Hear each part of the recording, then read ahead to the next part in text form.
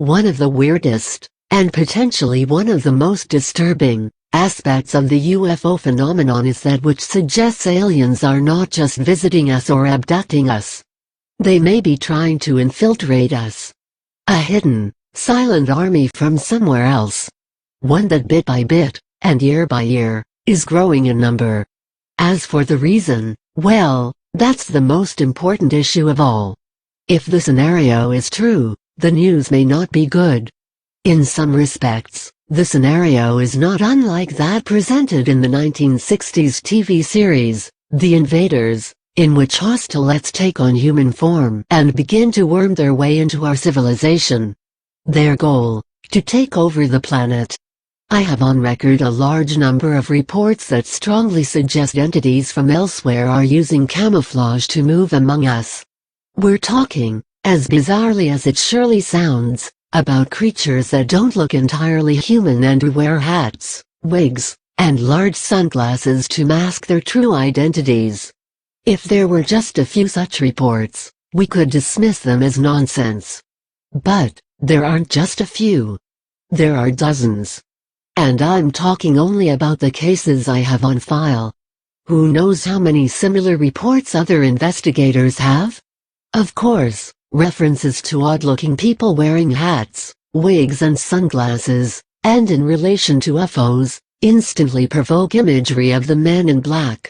The matter of the so-called black-eyed children springs to mind, too. After all, the Beck are rarely seen without their black hoodies, which offer a degree of camouflage, and particularly so during nighttime encounters. But the MIB and the Beck are just two parts of a much bigger mystery. Let's take a look at a few cases and comments.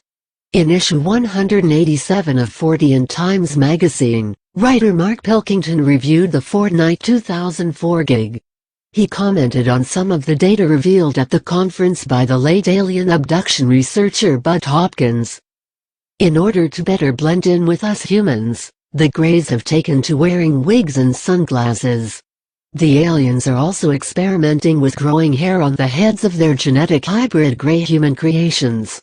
They're also developing pupils to get around those giveaway wraparound black eyes. Writer Arizantes had her own run-in with one of these camouflagedettes, in 1988, as she described in an appropriately titled 2004 article for Fortean Times, A Quiet Invasion. While walking down one particular street, location not stated, Andes encountered a humanoid creature with waxy, gray skin. With no pores and no hair. It looked damp. The mouth was small, the nose tiny, and the chin pointed. She added, the most amazing thing was the pair of glasses he wore, made of some yellow reflective stuff. They wrapped around the sides of the head like some futuristic ski wear. Going back further in time, we have the account of Cardit. In 1974 or 1975, south of St. Louis, Missouri, she crossed paths with a very pale entity, wearing a thin black coat like a raincoat with collar turned up to cover her neck, a heavy long-haired wig, and very large black glasses. This did not entirely hide her strange face, a very pointed chin, scant lip and nose. She did not speak.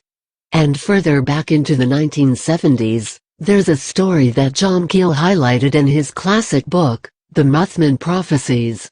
It's a story I wrote about earlier this year, here at Mysterious Universe.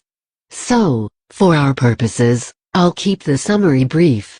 The odd affair surfaced in late 1971 and was focused on a woman named Shirley Cromartie. She was a mother of three, who held a security clearance in the Florida White House and who found herself plunged into a profoundly strange situation. In a Florida parking lot, Cromartie was placed into a hypnotic state by a mysterious wig-wearing woman. Keel suggested, in his book, that the hypnotic abilities of Cromartie's mind-altering woman amounted to not some small demonstration for the benefit of President Nixon. Check out too The Odd Saga of Whitley Strieber, his 1987 book, Communion, and a man named Bruce Lee. Is all this talk of strange humanoids, wigs, hats, sunglasses, and camouflage nothing more than the results of coincidence, paranoia and modern-day folklore in the making? I seriously doubt it. Something is going on. There is a pattern. It's not a good pattern. And as I noted, I have dozens of such cases. It would be interesting to see how many other researchers have similar cases on file. And it would be very interesting to see where all this might lead.